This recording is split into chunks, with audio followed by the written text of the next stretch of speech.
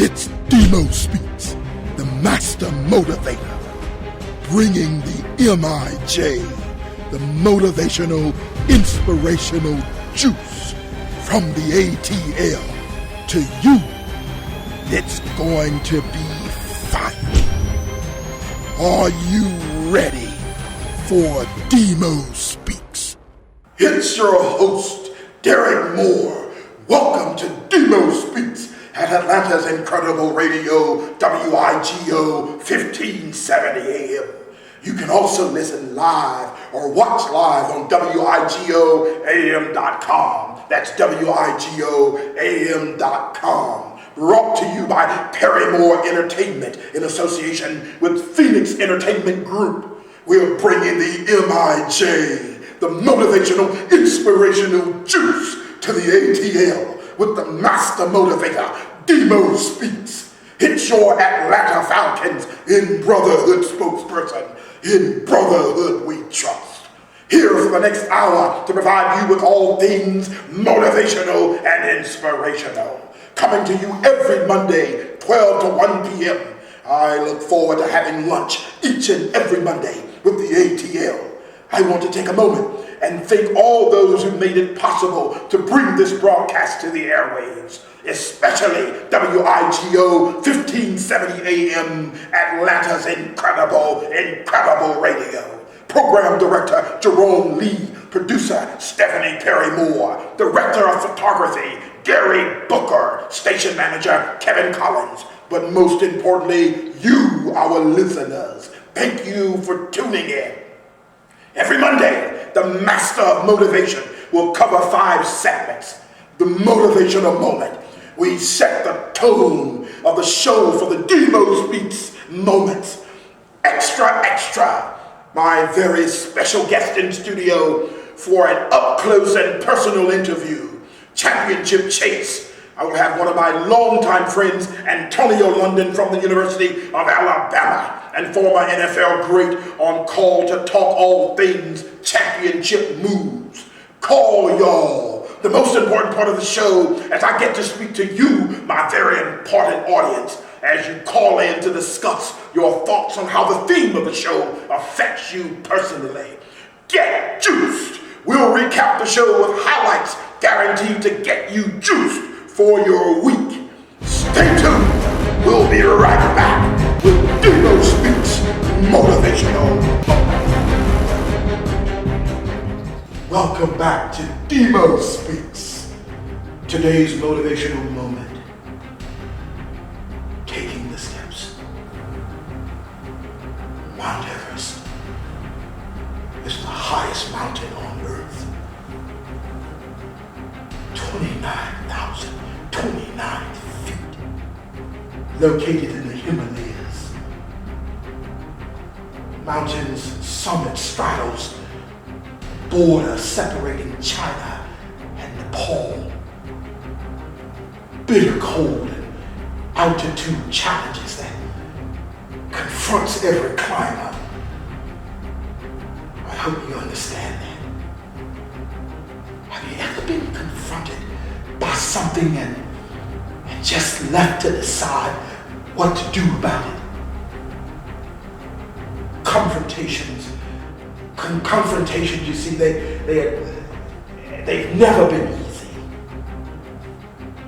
It's downright intimidating when making the climb. At 26,000 feet, can you imagine climbers? They approach what is called the dead zone. And no matter how you climb Everest, whether you approach it from the northern hemisphere or even the southern hemisphere, you've got to pass through the death zone at 26,000 feet, where there's absolutely no oxygen to breathe almost. Oxygen supply is vital and critical at this state because the lungs get compressed, where climbers find themselves in the most intimidating portion of the climb. And the summit, can you believe it, is only 3,000 feet away. 26,000 feet. You feel closer than you've ever been, but 3,000 feet away will be the most difficult steps you'll ever take. At this point, be reminded it's not about the summit, but it's about the steps. Are you going to stay true to the steps even when your lungs are being compressed? Are you at 14,000 feet needing to get to 20,000 feet? Maybe you're at 5,000 feet needing to get to 10,000 feet. What is your Everest? All of us have an Everest in our lives. What are you trying to do? Where are you trying to go? What mountain are you climbing? The focus is not on getting. Believe it or not, the focus is not on getting to the top. Most climbers think that the summit is all that matters. But without the steps, there can be no summit. Every step matters in this climb. The focus is not on getting to the summit. It is not on getting to the top, but on taking each step. Each step matters. When climbers begin to believe and to think that every step doesn't matter or there's an insignificant step, that's when climbers get in trouble. When you try to take a shortcut to your summit, when you attempt to try to find a curve to get to your goal, there are no curves. There are no shortcuts. You're going to climb Everest. Every step matters. I don't know what your Everest is, but I do know what steps to take. Each step is met with 4 P's: preciseness. Know what you want and how to get it. If your what and your how contradicts, you have an I don't know. Your what and your how must come together. If you're going to make the climb, it must be precise. Passion, an outward expression of an inward desire. Passion will lift you to do things that otherwise seem impossible. Pain, none of us like it. But if it don't hurt, it don't work.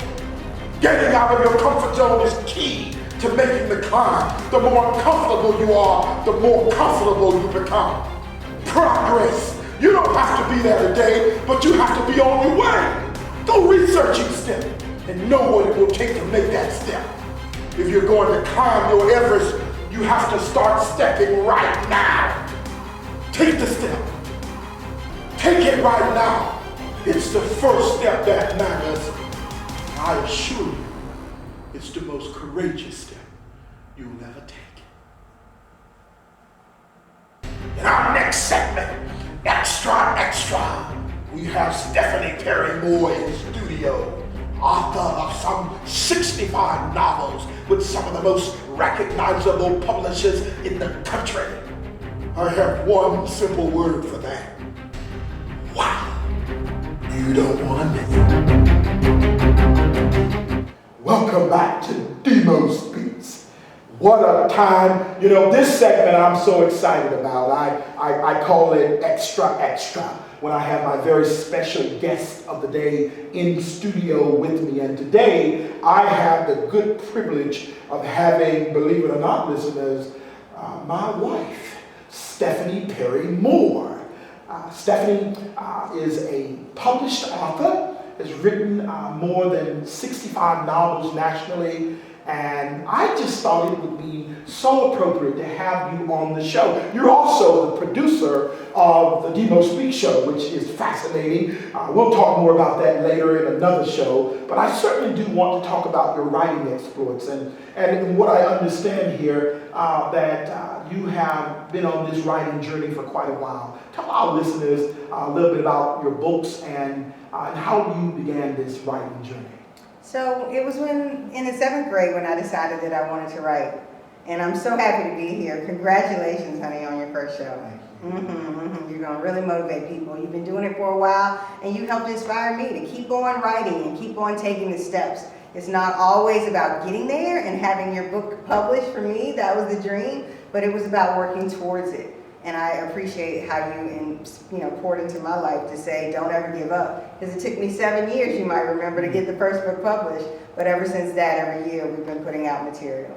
Incredible. I'm looking at your bio, and I'm looking at these series. It's spellbounding. It is the Sharp Sister series, the Grove Hills Giant series, the Lockwood Lime series, the Peyton Sky series, the Laurel Shadrach series, the Perry Sky Jr. series, the Yasmin Peace series, the Faith Thomas Novelzine series, the Carmen Brown series, the Morgan Love series, the Alex London series, and the Beta Gamma Pi series. Okay, you are quite an accomplished writer, obviously, and these series are a collection of 2 books, 3 books, 4 books in one series, 5 books in one series. So how in the world do you get all those characters and stories out of you and they come to life in print? It's just always fun to, one, pray, to see what, for me, I write mostly Christian books, and what the Lord wants me to put in a book. I always get excited about that. And one, what is out there? I love talking to my young people. What kind of book do you want to read? What do you want to keep and stay motivated and inspired with? So as you talked about in the motivational moment segment, that it's about taking the steps and having that passion. And so for me, that's what I do. I just talk to the listeners. I figure out what I need to put down, and I start at the beginning and just move on and work with the publisher to get the book out. Incredible. Tell us a little bit about, if I'm a listener and I want to get into get on the writing journey, how does that happen? Is it just thoughts that come from my head and put it on paper? I write a manuscript? Tell us how, if I'm a novice, a beginner, I've never done it, I know I want to do it, help me do that. Well, every author would probably say that they have a different formula for how they actually write their work. But a dear friend of mine, who's another published author, Victoria Christopher Murray, said if you just start with word number 1, you started your book. So the biggest piece is, as you said, taking the steps. Just write. If you want to be a writer, write. If you want to write about your story, if you want to write fiction, if you want to write poetry, if you want to write nonfiction, if you want to do research, whatever it is, just start writing. For me, I write on an outline. I figure out where the story's going to go from beginning, middle, and end. And I make the journey to get there. And that's what I like about what you're doing on the show. You're helping people take the steps to get towards their dream. Quickly, in our closing pieces here, do you have a favorite book of all those you've written?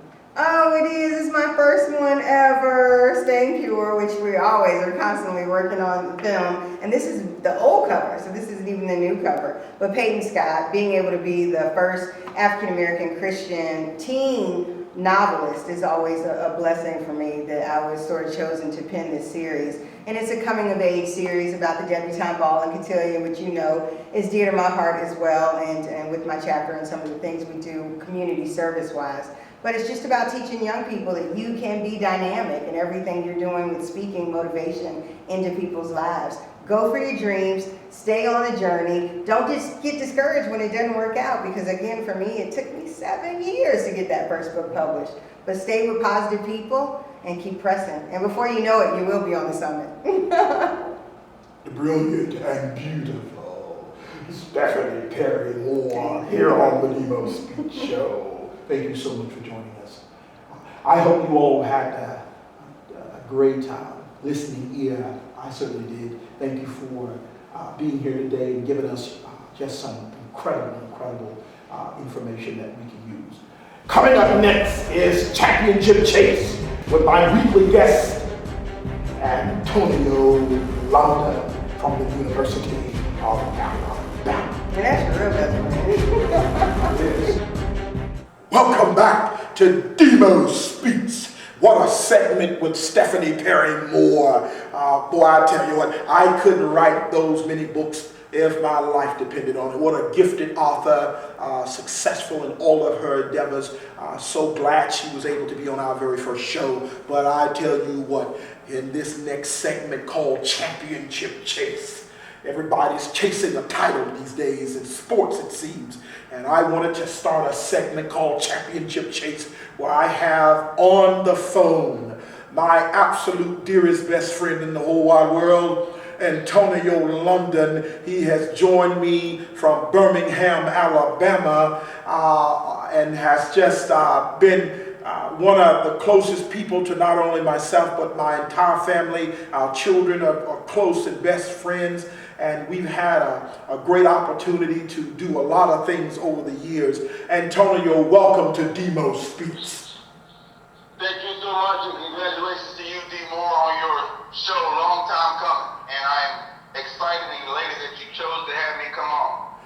Well, I wouldn't have anyone else be my very first guest in this segment, so much so that I wanted to name a segment in your honor. And certainly you know what it's like to win championships and know what championship performances are all about. And that's why we call it Championship Chase. Now, Antonio, my listeners don't know, but I do want to educate them a little bit on your bio. You are a graduate of the University of Alabama, played collegiately for Gene Stallings, and a member of the 1992 National Championship team there at the University of Alabama. You also played in the National Football League for 8 years or so with the Detroit Lions and the Green Bay Packers, and currently the business owner of Championship Incorporated, or Enterprises, should I say, there in Birmingham, Alabama.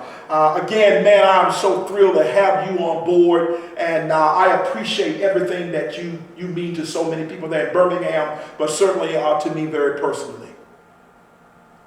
I am so excited to be on. Thank you so much once again. I have to go back and correct one thing. I always want to tell people, they always speak about the championship game and the championship with Stallings, but I wouldn't be doing it right if I didn't say that I started this thing out at the University of Alabama with an old guy by the name of Coach Bill Curry. So I got to give him credit there. Anytime that I mention the University of Alabama, love him, and I love Coach Stallings as well. So I want to throw that in there for all you War Eagle fans and Georgia Tech fans and all the dog fans. I got to say this thing's going to get going here, B-Mo. Roll dang tide. I thought that was coming. I will certainly pass on to Coach Curry your sentiments. He's an outstanding yellow jacket, and certainly one of our all-time greats here in the state of Georgia. He will certainly appreciate what you had to say about him. Antonio, this is called Championship Chase. Can you talk to me a little bit about championships? What does it take to have a championship mindset? Can you share with my audience just for a minute and a half or the steps? And I think this whole segment is about steps you take to get to wherever it is you're trying to go. For just about a minute, give us some steps on what are some of the things that you need to embrace if you're trying to wear the champion's crown. Well, I guess, first of all, you got to figure out what the crown is. You got to figure out what that championship is. And obviously, when we played at the University of Alabama, it was to be a national champion. It was to be the best among all the other great athletes that are out there. And our chase was to do that, and to go 13-0 and grab that crown. Championships, to me, are unique because the things that you do in order to achieve each different championship are different. Right now, I'm in a different phase of my life.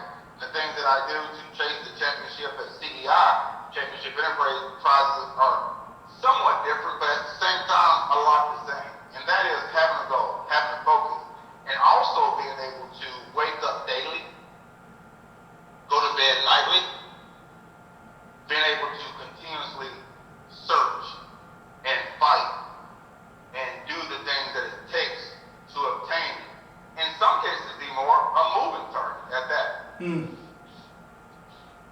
Wow. I talk about the S in all of us, and I call it the S value, the sensational, the super, the superlative, the separator.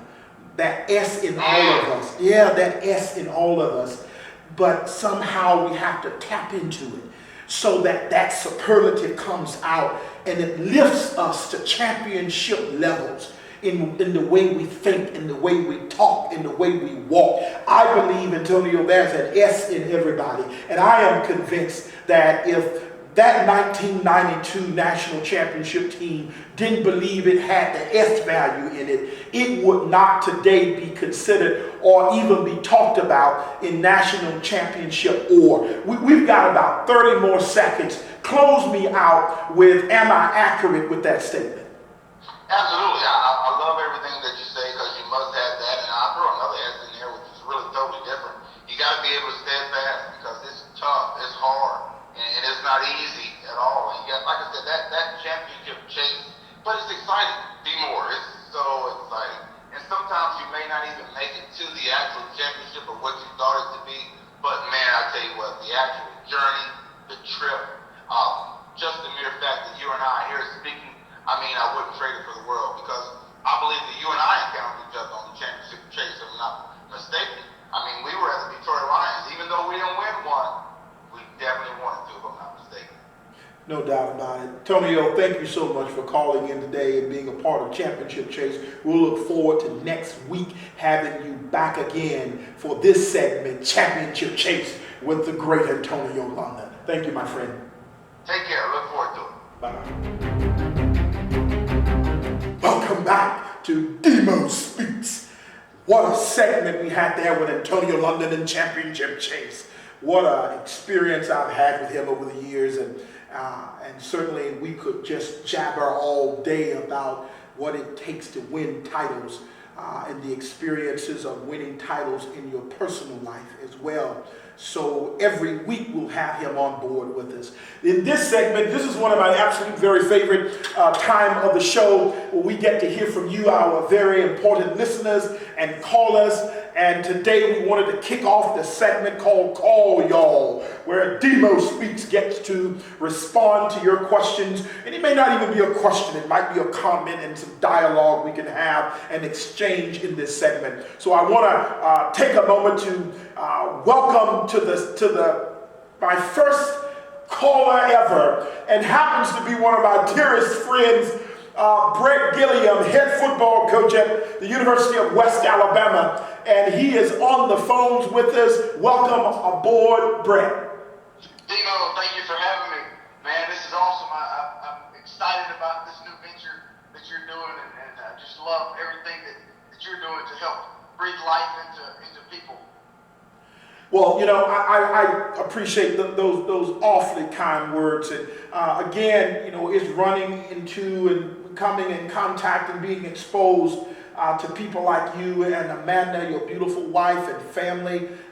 Coach, the job you've done on the field speaks for itself, but I know our background together at Georgia Tech and in some other venues when I've had the good fortunes of going over to your campus and sharing with your student athletes. That's been one of the joys of my life. I've enjoyed it so thoroughly, you know, and I appreciate the opportunity you've given me to get in front of your young men.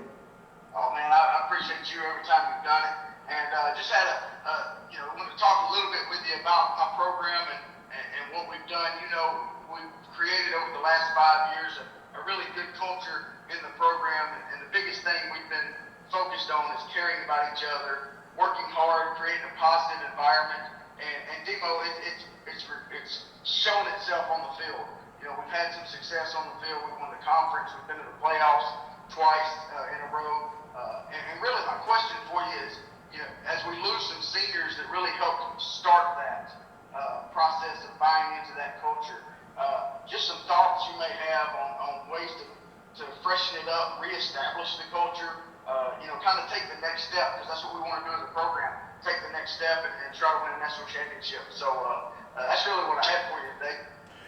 Coach, I love that. And, you know, anytime you're graduating seniors, the most important piece there is the emphasis on graduating. And I compliment you for what you're doing in the classroom and helping these young men not only have a great football experience, but they're going to get great degrees that's going to translate into careers that build their families over the next 40 or 50 years of their lives. And I can tell you, Coach, anytime you lose senior leadership or people that's had great experience in your program, I always say sometimes we can overthink it, but usually those seniors have left such an impression on the younger guys, the juniors and sophomores and freshmen that are in your program, that they have touched them in such a way, they've set such a standard on the field and in the classroom, they've basically created a template for how to do it at West Alabama. And what I would say to you, Coach, is always continue to redirect them and keep pointing them to the experience of those seniors that are graduating. If you want to know what it is like to be a Tiger, to be a West Alabama student athlete, here is the model of what that looks like. Look no further than the seniors that's left a trail behind for all of them to be an example. No, that's good. That's exactly what I wanted to hear. I mean, that's a good fresh idea too, because a lot of times I think I have to do something completely different, but from what you're saying, it's more about enabling the guys that are coming up behind the ones that have just done it, and that makes a lot of sense. That's big time. That's good. Coach, thank you so much for calling in today. And the next time I'm in West Alabama, we'll go down to that favorite barbecue joint. You know it. I can't wait. Thank you, Coach. Yes, sir. Bye-bye. Our next caller online on DMO Speaks is Melissa from Conyers, Georgia. Hello, Melissa. Hello, how are you? I am fantastic. Thank you so much for calling in to the DMO Speaks show. Thanks for having me. Well, this is one of my favorite segments. I get to speak with our callers, our listeners of our program, and get to entertain their questions and thoughts. And I know there are so many questions as a result of the show, as we've been talking about steps you take to go from one place to the other. I hope you've enjoyed today's show on DMO Speaks, and I'm all ears and ready to hear your comment or questions in regards to the show. Well, speaking of next steps, my oldest son is going to college, and I want to know the next step as a parent. How do you give your child the space to go off and still trust that everything's going to work out? So what advice would you have for a parent whose child is going to college for the first time? Oh, wow. What an excellent question. I have 3 children of my own. All once graduated college, 2 are closing in on graduating, and I can only think back to my own personal experiences. Certainly, I would be really out of touch if I wouldn't say that a parent wouldn't be nervous or concerned that their young person's leaving the nest, so to speak, for the very first time, leaving all of the training and tutoring and processes they've experienced in your home, and they're going off to be independent on their own to some degree. And how much rope do you give them as they are transitioning from your house and address to some university address? And I don't necessarily think you walk away totally, but I certainly do think that you have to trust everything you taught them, everything that you've invested in them. You're going to get the opportunity to see the real brilliance of raising your children with the things and values that you believed in your home. And they're going to have some experiences and moments. But these universities are built to respond to the challenges that they may run into, the resources they're going to need. Most of these universities, they have those resources in place to support them from them being away from their homes. So I would say, take it all in. Don't get too far away, but give them enough space to demonstrate that you do trust them, and give them enough space to grow into the young adult that you eventually want them to become. Thank you. That's some very good information. Thank you so much. Well, I appreciate you calling in. Thank you again. This is Melissa from Conyers, Georgia. Thank you, Melissa. And our next caller on DMO Speaks is Jay from Atlanta. Jay, thank you so much for calling in today on our segment, Call Y'all. Man, God bless you. I thank God for you. Congratulations on your first show, man. And I thank God for you. I thank God for what you're doing and how you're doing it and how you're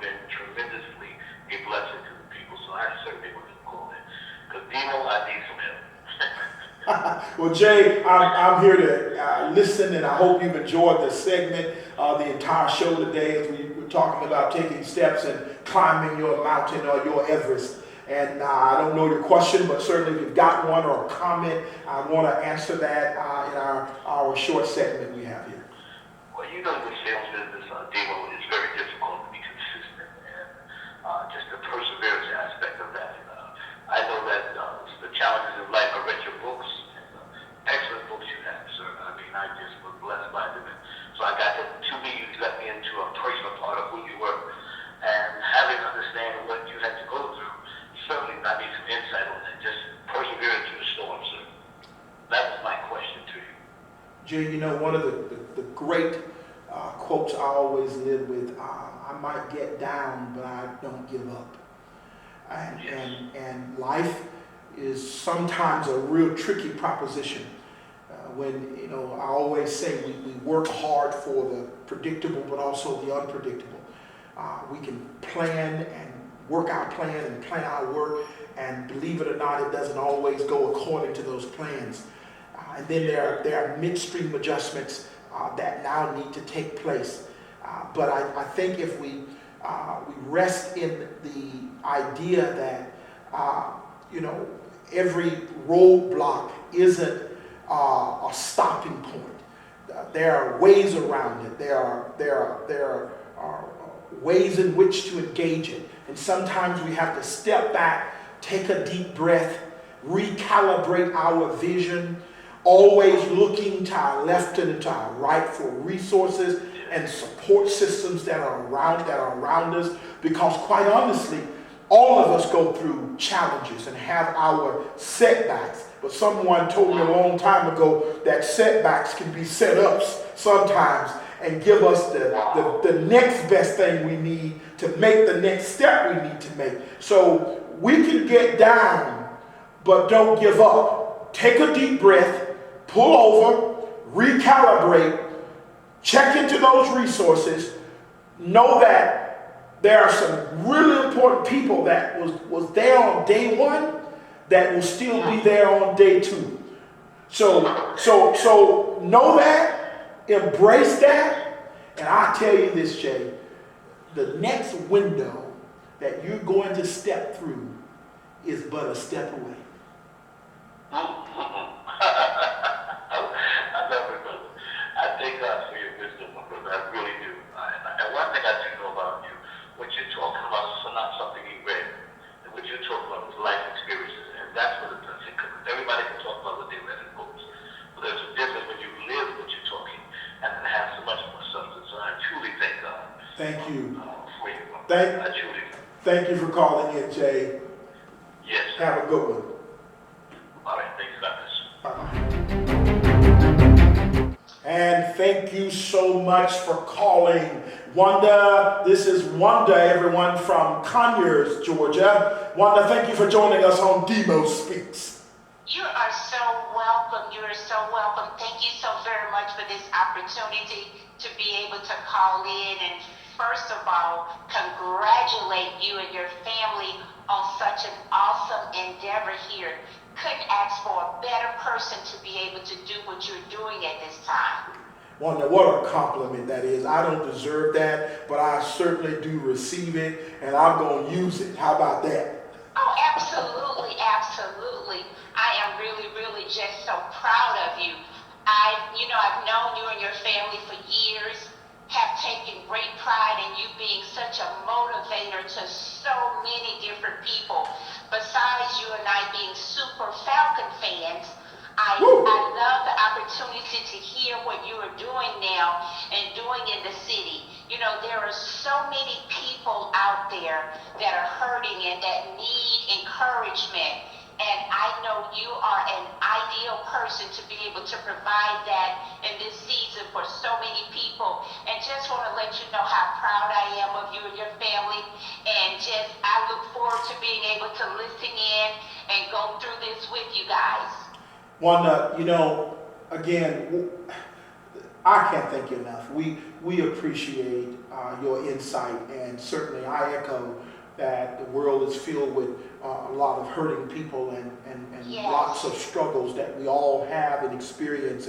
And there's so many different things that are going on all around us. Isn't it nice to be able to have something that pours back positivity and inspiration into the life of people on an ongoing basis? After all, Wanda, we are only humans, you know, Absolutely. with limitations. And I couldn't agree with you more. Agree with you more. At such times as these that we are going through, and if you're not going through things yet, like my grandmother used to tell me, just keep on living.